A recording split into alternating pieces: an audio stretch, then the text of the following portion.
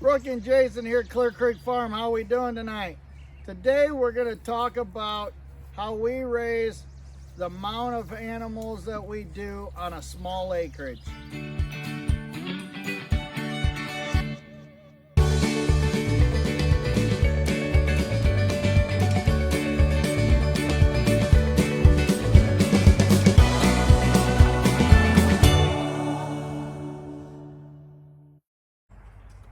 So I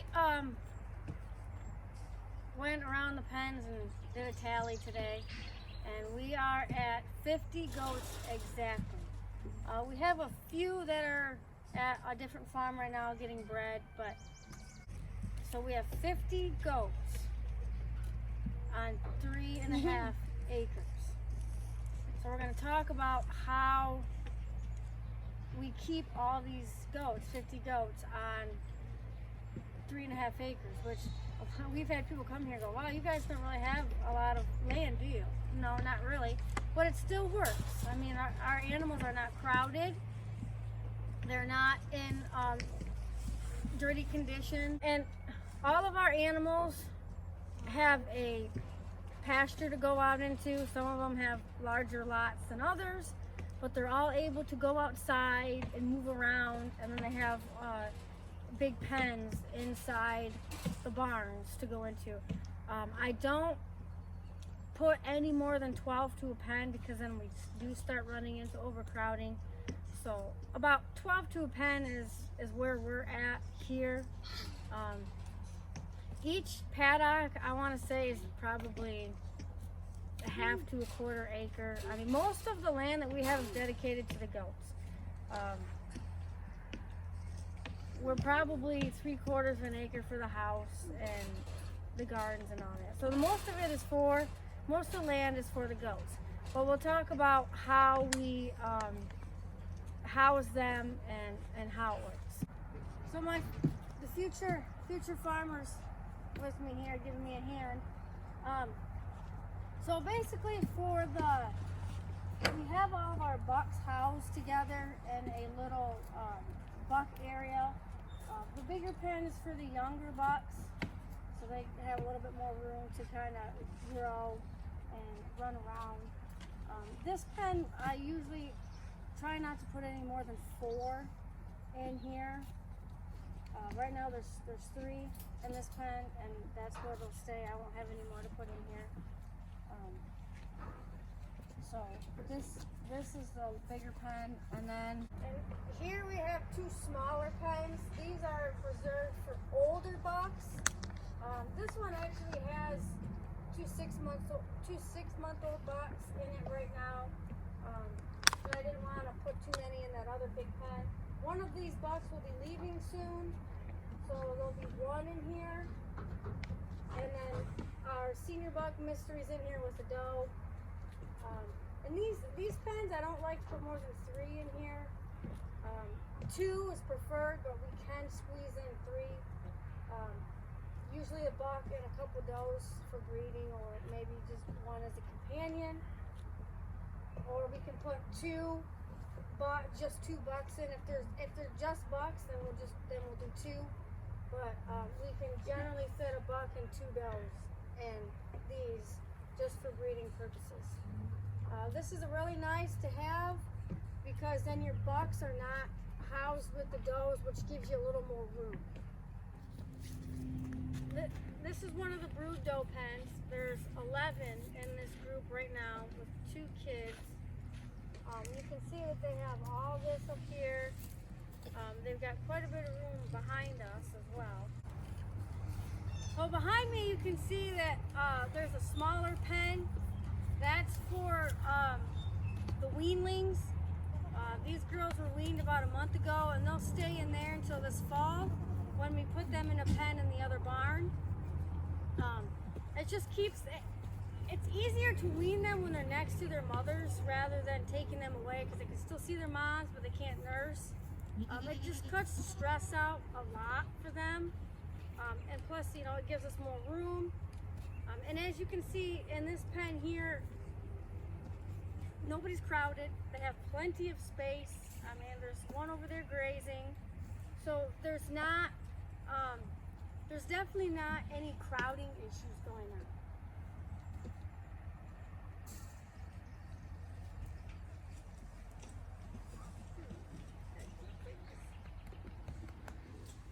So in here we have, this is one of the barns. This is where we do all of our kiddings. There's 6 kidding pens in here. There's a pen here with an outside run. This pen is currently empty, so we can put 2 to 3 animals depending on size in this one. We have a pen here with an outside run. I think we've had six kids in this one. We have the big pen with the girls that we just saw outside over here. And then over here is the young girls that I talked about, the weanlings. So everybody fits in here just fine. There's no crowding.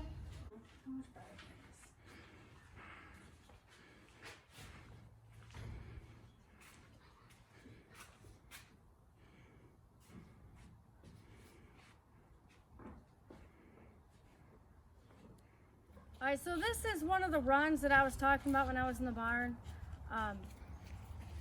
We literally use every available inch of space.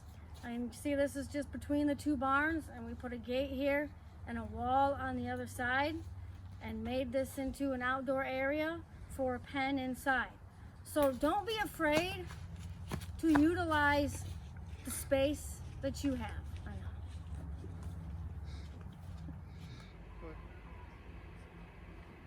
So now we're in the older barn. There's 3 pens here. There's 1, 2, and 3 over here. We had a buck in this pen. Now there's 2 does in here. 1 right now. Her buddy is getting bred at another farm. But there's 2 does in here. I can fit 2 or 3 to 4 in this pen comfortably. And they obviously have a nice spot to go outside. These girls, I think there's 12 in this pen, so they're at max. I wouldn't put any more in here. But this is a good, decent sized pen. And then this one here, there's 7 in here. 1 is at another farm being bred. So right now there's really only 6, but it will house, this is another one that will house about 12. We'll give you a closer view on these pens.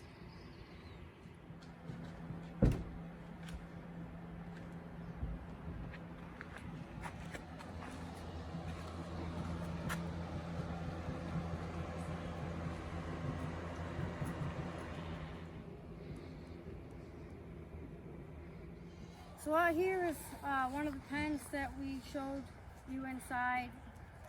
See, obviously they can come out here. This is the smaller of the pastures. We have this divided. There actually is a middle portion out here that's nothing but grass, but they don't get to go out there for fencing reasons. But this space is plenty for them. They don't really care about it. And then the other pen, it's all this, and it goes all the way back down to the fence line back there. And they hardly ever come out here. The only time they really come out here is when the weather's cooler. When it's hot and buggy like it is right now, they spend the majority of the time up by the barn or in the barn. This pen here is empty currently. We did have a buck out here a couple years ago, and last year we had a couple recips out here. So if we ever do get recips, we might be able to fit 5 in this pen. And you can see that door over there, they have a small pen inside that they can go into. I would say we could fit 5 comfortably in here. So like I said, you have to utilize every inch of space that you have. Don't be afraid to, make blocks of fencing. Goats really don't need a whole lot of area to roam. They're kind of lazy, actually, especially when they're fat like ours. So don't think your goats need acres and acres of pasture to roam. And would it be nice? Yes, but you don't have to have it. Also, when you're on small acreage, make sure that you feed and have available a good mineral package. You can do loose minerals, you can do mineral tubs, or you can do both. We do both. We do a loose mineral and a mineral tub, and they do eat both of them. We use the Durafirm mineral for goats, and then the LMS tubs, which I'm sure you've seen videos on them before. So you can go back and review those if you'd like. But just make sure that you also have a mineral package, because they're not going out and foraging leaves and weeds, which they would usually get for those minerals. So make sure that you have the minerals available to them to eat, so they're not lacking in any minerals on your small acreage. You can raise animals on a small acreage. I know we need to cut back at least by 10 animals, and mainly not because we don't have the room. I mean, it's getting tight, but I don't really feel like kitting out 45 to 40 does too much. So I like to keep it about 20-ish does to kid out. That's the perfect number for me. So basically, when you have small acreage and a decent amount of animals, it's all about management. You have to know how to manage them. You can't just stick them out in the lot or in the pen and expect them to take care of themselves, because they can't. They don't have acres and acres of pasture to forage on. You have to feed them a good quality, complete feed. Don't go and get an all stock feed, because that's probably you're not gonna get the results you're looking for. They have to have hay every morning and night, or if you're like us, you feed a round bale, and that's fine too. I will also say that in the pens we have at least 2 feeders, so the goats can spread out. They're not all trying to fight on one feeder, so they all get the right amount of feed that they need. The nice thing about having them on a small acreage is that I can go in and check on them every day, go in and make sure that everybody's doing all right. Whereas you have larger pastures, it's a little harder to do that, because you have to obviously drive the pasture and find them and round them up and all that stuff.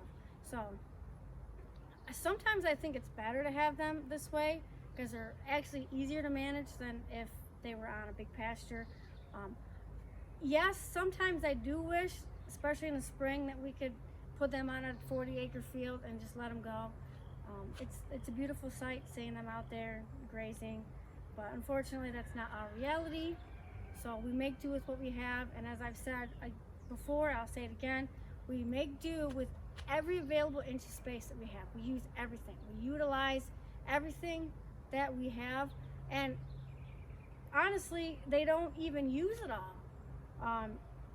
They mainly just go out in the far end of the pens, the fields that we have them in, early spring and late fall, when the temperatures are cooler, the bugs are gone or haven't come on yet. They don't like snow. They don't like going in deep snow. So if it's a lot of snow outside, well, guess where they're at? They're right by the barn, or they're in the barn. When it's hot and buggy, guess where they're at? They're right by the barn, or they're in the barn. So don't be afraid to have a larger number of animals on a small acreage. As long as you manage them properly and use the space that you have, you'll be fine. So Brooke shared a lot of great information with you guys on how we manage our goats on a small acreage. But I think one of the biggest things that make us successful in doing what we do and raise a quality herd and quality goats is actually Brooke. She knows everything about the animals. She can tell you if we got a sick one without even really looking at them, just by listening to them. So management is the biggest thing. I know she said it a couple times as well, but that hands-on management really takes the cake for what needs to be done. Knowing what's going on with your animals, and she's the one that does it. I do other things. I show goats, I fit goats, and things like that. I'm the handyman. Other than that, she does most of it. I want to thank Hidden Heights Farm for the shout out last week, for giving us this idea, wondering how we raise 40 plus animals on less than 3 acres of ground. If you haven't went and checked them out, please go over, check them out, and say Clear Creek Farm sent you back. So they know that you guys are checking them out as well. Thank you guys for coming along. If you like this video, please go down there and hit the thumbs up button. If you have a comment, please leave it below. If you have any suggestions on what we could do for videos and content, please leave that for us, because we're always looking for new things that you guys are looking for to know about. Here in a couple weeks, we will be going down to Kentucky to a goat show down there, and we will be live streaming that. I will leave the information on the community page when we have an actual set time for that event. It will be streaming pretty much all day. We'll probably split it up between the 2 different shows. So please, if you want to see how goat shows run, how people show animals and stuff, we will be live streaming that. So please come and check that out. So it'll probably be our first time doing a live stream, unless we end up doing a live stream on Friday night, the night before the goat show, if we get all our animals fitted and ready to go for Saturday. So please come along with us and see how things are ran. Hopefully you guys enjoyed the video, and see you on the next one.